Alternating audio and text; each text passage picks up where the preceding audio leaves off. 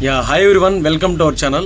నిజంగా ఈరోజు మన ఆంధ్రప్రదేశ్లోని కర్నూలు వద్ద జరిగినటువంటి ప్రమాదం చాలా అంటే చాలా బాధాకరమైంది.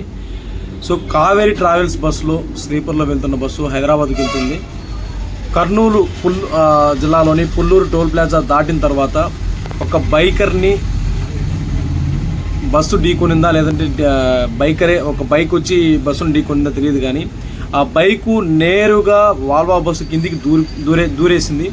ఆ దూరడం వల్ల ఈ బస్సు డ్రైవర్ దాన్ని చూసుకొని బ్రేక్ కొట్టకపోవడం ఒకే ఒక కారణం చేత కొన్ని మీటర్ల వరకు ఆ బైక్ను అలానే లాక్కుంటూ వెళ్ళిపోయాడు.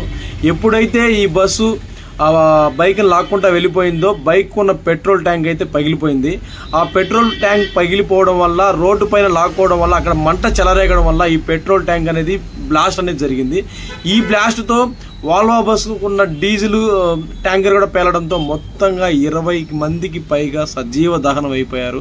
కనీసం వాళ్ళు లేచి బయటకు వచ్చే పరిస్థితులు కూడా లేకుండా పోయింది.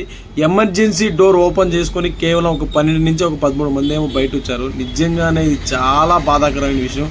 ఎందుకంటే మరి కొద్దిసేపట్లో ఉంటే వాళ్ళు హైదరాబాద్కి అయితే రీచ్ అయిపోయి ఉంటారు. ఎన్నో ఆశలు పెట్టుకొని ఇప్పుడు ఆల్మోస్ట్ దాంట్లో ఒక సాఫ్ట్వేర్ ఎంప్లాయీస్ ఉంటారు.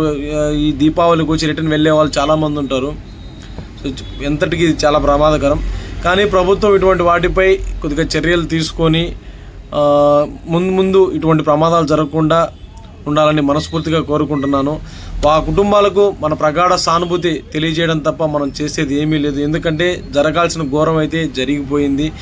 డ్రైవర్ 15 నిమిషాలు టైం ఉన్న గ్యాప్లో డ్రైవర్ లేపారు, చాలా వరకు లేపారంట. బట్ ఆ డ్రైవర్ చేసిన నిర్లక్ష్యం, ఏకైక నిర్లక్ష్యం ఏంటంటే బైక్ గుద్దినప్పుడు తను చూసుకున్నప్పుడు వెంటనే బండి ఆపేసి ఉండే ప్రమాదం అయితే జరిగి ఉండదు. దాన్ని ఈడ్చుకుంటున్న అలానే అంటే అంత స్పీడ్ అనేది ఇక్కడ మొత్తంగా తెలుస్తుంది. అంత స్పీడ్లో వాల్వో బస్ అంటే ఆల్మోస్ట్ స్పీడ్ అనేది మెయింటైన్ చేస్తారు. అంత స్పీడ్ పోవడం వల్లే ఆ బ్రేక్ కొట్టినప్పుడు ఆగడం లేదు. సో దానివల్ల ముందుకు లాగడం అయితే జరిగింది. సో ప్రమాదం అయితే జరిగిపోయింది.